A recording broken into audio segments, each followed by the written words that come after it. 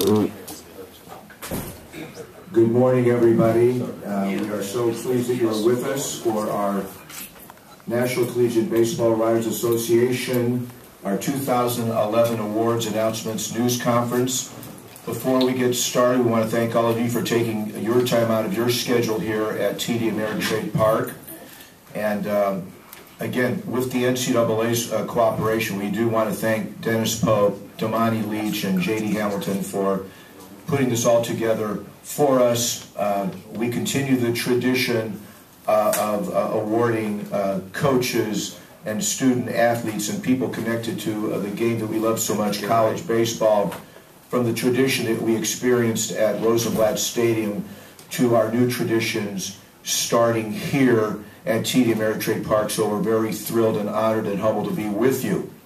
Again, my name is Howard Borden, moderator for our news conference. And we'd like to remind you that there will be news releases provided in the back after our news conference. We are going to be presenting awards throughout the morning.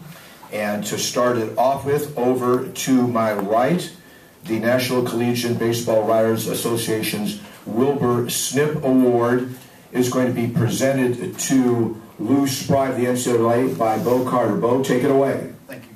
Thank you so much, Howard. We're very honored here to have the man who's been the official scorer for over 30 years at the NCAA World Series. He's known about this award for a while. We actually had time to get it printed up this year, so very, very honored to have. Lou Spry has been a major taskmaster and a great force behind NCAA baseball for years and years. He was actually the media director and the tournament manager for the NCAA World Series for, I won't say how long, Lou, but a very important thing there. And we would like to welcome and congratulate the now the 49th annual winner of the Wilbur Snip Award, Mr. Lou Spry. Lou, come on up. We would like to present this to you.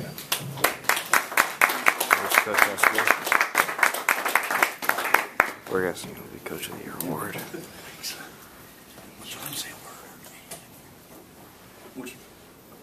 Lou, congratulations. We'll have just such a brief word. Thanks, Bo. I'm really honored to have this award, and I knew old enough that I knew Wilbur Snip back when he was starting this organization. He and a fellow we affectionately referred to as Strawberry Rowan from San Jose started the organization on a shoestring. Literally, they had very few members, and they were trying to do a few things, and that was about 1967 when I first met Wilbur, and the organization has come a long ways with the help of a lot of folks. I appreciate having this award, and I don't know how much longer I can do my job, but I would like to score a few more years anyway, and if they don't roll too many hand grenades in the booth, why, maybe I'll make that. But thanks again. I appreciate it to all of you, and let's hope for another great series, and I hope I'm able to stand up and or sit up for a few more. Thank you. Congratulations to Lou Spry. We'd like to bring out to the podium, ladies and gentlemen, Dr. Mike Gustafson with the College Baseball Foundation, based, of course, in Lubbock, Texas. He is going to be announcing the Brooke Wallace Award finalists, the John Olerud Award finalists, and the CBF Pitcher of the Year finalists. Welcome back to Omaha. Mike, congratulations to you and everything you do with College Baseball Foundation. Thank you. Thanks for having us. I do want to recognize a couple of people. One of our inductees this year is Ralph Waldo Emerson Jones, is one of the two inaugural inductees of our Black College Legends and Pioneers. Coach Jones passed away a long time ago, but here representing him, Coach Ellis, and boy, it was so good to meet you yesterday, and we're so honored to have Coach Jones as one of those inaugural inductees. He was a man who was a long time baseball coach at Grambling, but also long time president. So he would be president in the morning and baseball coach at night. And Coach Ellis, it was wonderful. We look forward to getting more stories from you. And we also have a few voters in the room, a few people who take the time in January and February to vote on the College Baseball Hall of Fame inductions. I see Kirk Bowles is here, and Lou Spry, of course, and those are the kind of people we need voting finally, the new acknowledgement that we have this year, we felt like one of the things that we were missing in the College Baseball Hall of Fame was recognition of umpires. So we created a National Collegiate Baseball Umpire Award, and I do want to direct your attention back there. Dick Runchie is the inaugural umpire, so clap for him once, because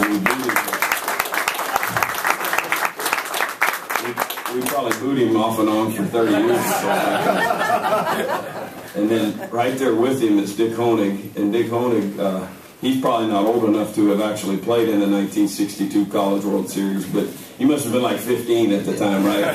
But Dick Honig is the sponsor of that award, Honig's Whistle Stop. So all these guys that buy all their umpire gear and all that, they probably bought it from him, and he not only played here and is now sponsored the award, and these two guys are friends. They live there in the metropolitan area of Detroit, and so it's wonderful to have you guys, and I'm sure if any of you media want to talk to the umpires and do that, they would most certainly be available. The finalists for this year's Brooks Wallace Award for shortstop, 3 finalists: Brandon Loy from Texas, Brad Miller from Clemson, Joe Panic from St. John's. These should be on our website, collegebaseballhall.org. This stuff was posted this morning, so if you need clarification, I'll be glad to give it to you. John Olerud, Two-Way Player of the Year award. Last year was the first year for that award. And Mike McGee from Florida State won it. This year the 3 finalists are Danny Holtzen from Virginia, Cody Fick from Evansville, and Bo Reeder from East Tennessee State. And finally, the Pitcher of the Year, which is presented by Diamond Sports. Dave Ferentz here from Diamond, proud partner of that award. Grayson Garvin from Vanderbilt, who obviously pitched here last night. Taylor Youngman from Texas. I talked to Coach Ellison about you last night. He got me all straight on you. And then Trevor Bauer from UCLA. So these 3 awards will be presented at College Baseball's Night of Champions. It's basically a night there in Lubbock on July 3rd, at which we'll announce the College Baseball Hall of Famers, Dick Runchie, and announce the winners of these 4 awards. So everything's going good back in Lubbock. If you'd like to talk to any of us about the progress of the building, the endowment, the fundraising, of course, Jana Hauser's our Director of Development, will be available afterwards. Thank you. Thank you very much. Dr. Mike Gustafson with the College Baseball Foundation in Lubbock. We would like to bring up to the podium now the National Collegiate Baseball Writers Association President, Julie St. Cyr. She is going to have some brief remarks and introduce to all of us the Coach of the Year. Welcome to Omaha, Julie. Thank you.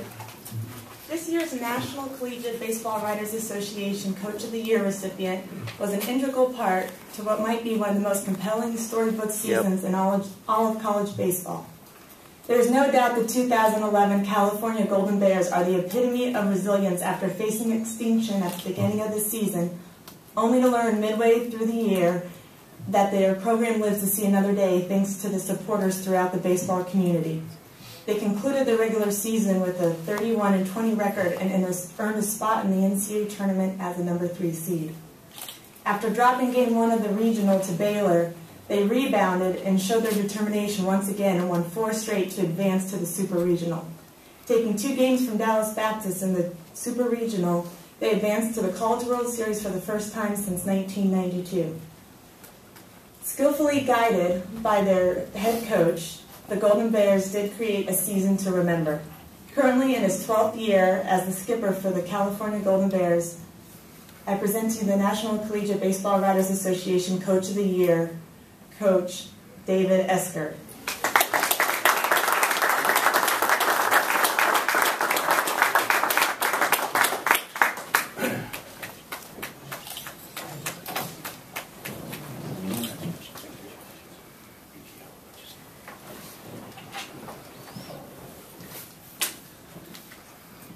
Boy, a year of surprises is correct. Very humbled to be sitting up here. I want to thank my staff, without whom any coach, in particular me, is nothing, and my wife as well. If anyone, college baseball coaches have to sacrifice a lot, and many times I will tease my players. I said, I spend more time with other people's kids than my kids, and a lot of that has to do with the strength of my family at home, and in particular my wife. I'm again, I bring up here with me so many different people who've been a part of my career and my life, and I remember I sent a message to my high school baseball coach right before the series, and I said I just wanted to, and I thought about my high school football coaches and everyone who had a part of me actually progressing to this point. I said, you know, I just wanted to say thank you to the people who made me the player I was, but the coach I am today. And there's so many people that had a hand in that allowed me to coach. I started coaching when the NCAA had the limited earnings title, and I was lucky enough to have the help and support of some people around me that allowed me to begin when that started and come out the other side and still be a coach. And there's so many people to thank, and a former coach at a university down the road named Billy Allhouse has as much for me to stay in coaching as anyone. He's an ABCA Hall of Fame member, but what a great mentor. And Coach Mark Marquis at Stanford as well, who's a mentor of mine. He gave me my first start. I think I was destined to be a coach at some point. I think I wrote a book report on John Wooden from grades 1 through 6. And it might have been the same one, but I knew I had a little different take on sports than most people when I idolized a coach and everyone else was idolizing players.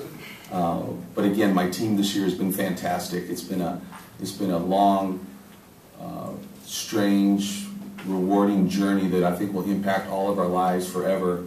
And I think all the young men in our program have grown and will be better people and better fathers because of the adversity they've gone through, but also they'll be great alumni and really loyal to the University of California, Berkeley. And I just want to thank everyone for being here, and I couldn't state how humbled I am by this honor. I'm such a fan of college baseball, and a number of coaches that I have admired in the past, whether it's Jerry Kindle or Gary Adams or Coach Brock at ASU, people that I watched on ESPN when the World Series was just starting. I was just a high school player, and to imagine that I get to be one of them as a head coach in Division I baseball, this honor is just, as I mentioned, just humbling. I want to thank you.